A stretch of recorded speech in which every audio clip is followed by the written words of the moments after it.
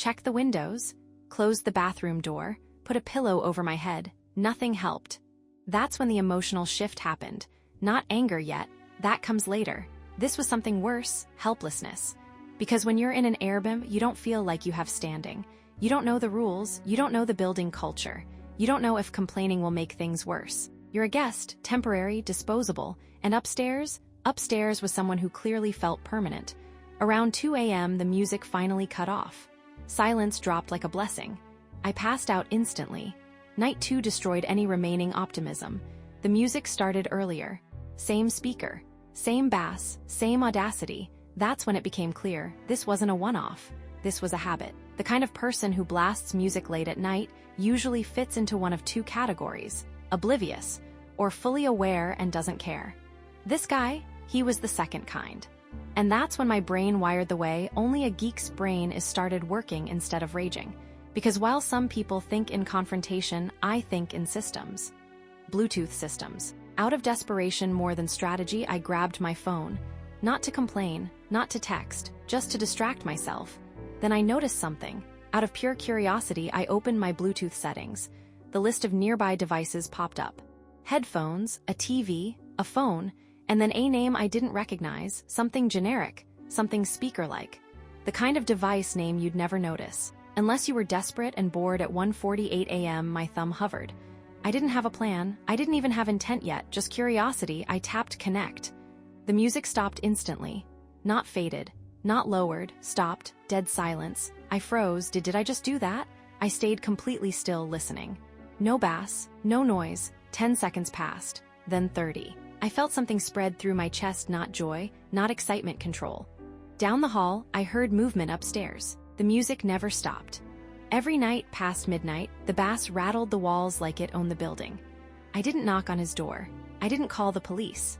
Instead, I pressed one button on my phone, and his entire party went silent. If you've ever dealt with a loud, disrespectful neighbor who thought the rules didn't apply to them, you're going to love this one. Hit subscribe, tap like, and tell me in the comments, what would you have done? Because this isn't just revenge, this is precision-engineered justice. Let's get into it. I wasn't even supposed to be there long. It was meant to be a simple trip, a short stay. One of those sleep here, explore during the day, pass out at night kind of situations. The airbnb looked perfect in the photos. Clean, neutral, quiet looking. The kind of place you assume has rules, unspoken ones like don't scream, don't slam doors, and don't act like you're the only person alive. That illusion shattered on night 1. It started subtle. A faint thump. A low-frequency vibration you don't hear so much as feel like someone gently knocking on the inside of your skull. At first, I assumed it was distant. Someone walking, a TV left on, then it grew louder. The bass sharpened. The walls began to hum. The bed frame picked up the rhythm like it was part of the sound system. I checked the time. 12:37 a.m., that's the moment when patience starts to thin, not dramatically, but physically. Your body knows it should be asleep. Your brain wants to shut down. And every beat of music feels like it's personally insulting you. I lay there, staring at the ceiling, telling myself the same lie everyone tells. It'll stop soon. It didn't. The song changed, then another, then another. Whatever genre it was, electronic, club music, heavy bass, trash, it didn't matter.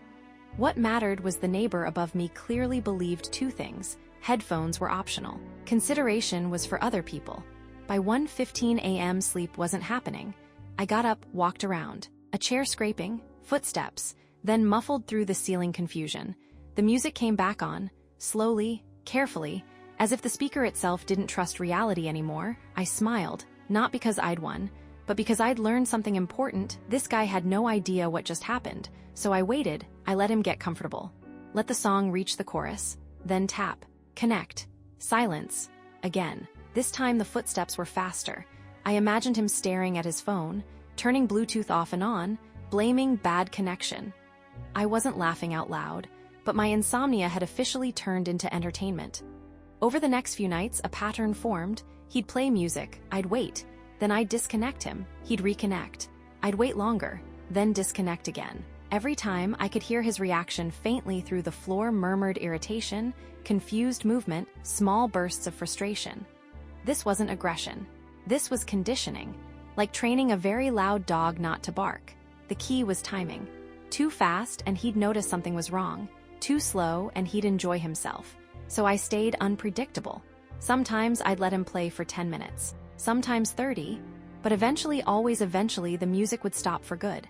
Night after night, he never knocked, never complained, because from his point of view, the universe was just glitching. Then came the party night. You know the kind, not just music voices. Laughter, shouting, multiple people who felt safe inside shared ignorance. The bass was stronger, the volume reckless. This wasn't background noise anymore. This was dominance, and I could hear the alcohol in their confidence. That night, I disconnected the speaker a lot. Every time it cut out, I heard swearing, real swearing. The kind that comes from embarrassment mixed with confusion. People laughing uncomfortably. Someone yelling, "What the hell?" They'd fix it. Music up. Then silence. Again. By 3 a.m. The party thinned, not because they wanted to stop, but because something kept ruining the vibe. I went to bed smiling. By the time the last night rolled around, something inside me had shifted. I wasn't just coping anymore. I wasn't just surviving noisy nights and stolen sleep. I had leverage. And the funny thing about leverage is this. Once you have it, you start noticing just how casually other people abuse power when they think they're untouchable. The upstairs neighbor had no idea. From his perspective, he lived in a building with terrible Bluetooth luck, a speaker with commitment issues, a party-killing gremlin that surfaced only at night. From my perspective, I was holding a remote control, and on the last night I decided to stop being subtle. It was quieter earlier that evening. No bass, no warm-up playlist shaking the ceiling. By midnight, everything was silent. I assumed he'd finally learned his lesson, or maybe he was out, or maybe I'd broken him psychologically in the most polite way possible. I fell asleep thinking that maybe, just maybe, this was how it ended. With peace. That illusion lasted exactly 2 hours. I woke up naturally. No noise, no reason, just that half-awake clarity you get when your brain suddenly clicks online for no apparent reason. I checked the time. 2:14 a.m. Then it hit me. He was asleep. And so was everyone else. I lay there, staring into the dark, heart beating a little faster, not out of fear, but recognition. This was an opportunity, a once-only window where the power dynamic could shift permanently. Up until now, everything I'd done was reactive. He played music. I stopped it. But this could be educational. Slowly, carefully, I reached for my phone. No rush, no nerves. I opened Bluetooth. And there it was, the same speaker, patiently waiting. I tapped connect. Silence upstairs. Of course he was asleep, so I chose my weapon carefully. Not metal, not something aggressive, just loud enough, clear enough. Music that made one undeniable point: someone else is in control now. The speaker came to life. At volume, not ear-splitting, not insane, just shockingly out of place in the dead of night. For a few seconds, nothing happened. Then movement. Fast, panicked. I could hear him bolt out of bed. Bare feet slapping on the floor, furniture shifting. He wasn't confused anymore. He was afraid. Because confusion says, "Why isn't this working?" Fear says something is very wrong. As I increased the volume slowly, deliberately, I heard it. A sharp bang, bang, bang, not on my door, on his speaker. The sound of someone physically attacking an object that had betrayed them. Running, swearing, desperation. He unplugged it. Silence returned like a snapped wire. I lay back down, wide awake now, staring at the ceiling with a grin I couldn't suppress. Yes, I lost some sleep. But for the first time the whole trip, it felt like my choice. He would have figured it out eventually. How could he not? Speakers don't just play other people's music by themselves. Volume doesn't rise with intent. That night wasn't revenge for revenge's sake. It was a message, not delivered with confrontation, not with shouting, not with threats, just consequences. Because if you're going to treat an apartment building like your private nightclub, you should probably secure your Bluetooth. The next morning was silent, not peaceful silent, respectful silent. The kind of quiet that comes after someone learns they're not as alone or as powerful as they thought. I packed my things slowly. No rush, no bitterness, just satisfaction. As I locked the door behind me, I realized something. This guy would probably tell this story, but not like this. To his friends, he'd say his speaker was haunted, or broken, or unreliable. He'd never admit the truth. That someone below him, someone he never even acknowledged, had taken control without ever raising their voice. Sometimes I think about going back, sitting outside that building, opening my phone, seeing if the speaker still shows up. Not to play music, just to know I could. There's a reason this moment stuck with me, not because it was loud, not because it was dramatic, but because it flipped a power imbalance without cruelty. The upstairs neighbor wasn't evil. He wasn't a monster. He was something far more common and far more relatable to the audience. A person who assumed no one could stop him. That assumption is the real villain in stories like this. People who blast music late at night aren't usually thinking, "I want to hurt someone." They're thinking, "It's not that loud. Everyone else can deal with it. If it was a real problem, someone would stop me." And for a while no one does, that silence feels like permission. But what he didn't realize, what most people like him never realize, is that power isn't always loud. Sometimes it's quiet. Sometimes it fits in a pocket. Sometimes it waits patiently until 2:14 a.m. there was no yelling, no door slamming, no threatening confrontation in a hallway at 3 a.m., nothing illegal, nothing destructive, just balance.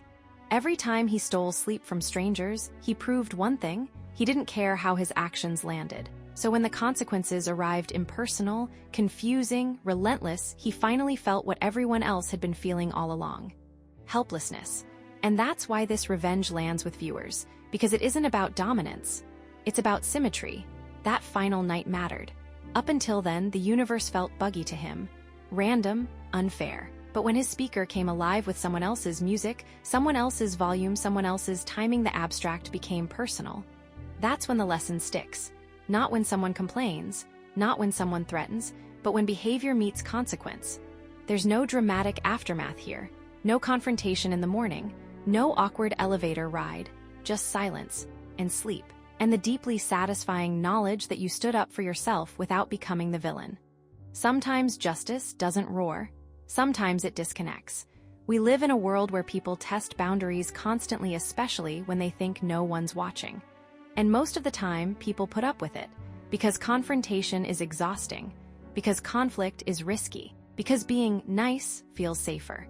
But every now and then someone finds a smarter way, a quieter way, and it reminds everyone listening that you're not powerless, you just haven't looked at the system closely enough yet.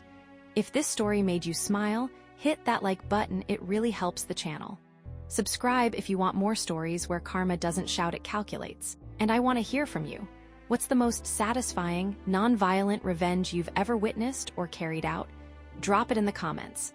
Because sometimes the smartest payback is the one they never see coming. If you like stories where people finally get what they deserve, click the playlist on screen and binge the rest.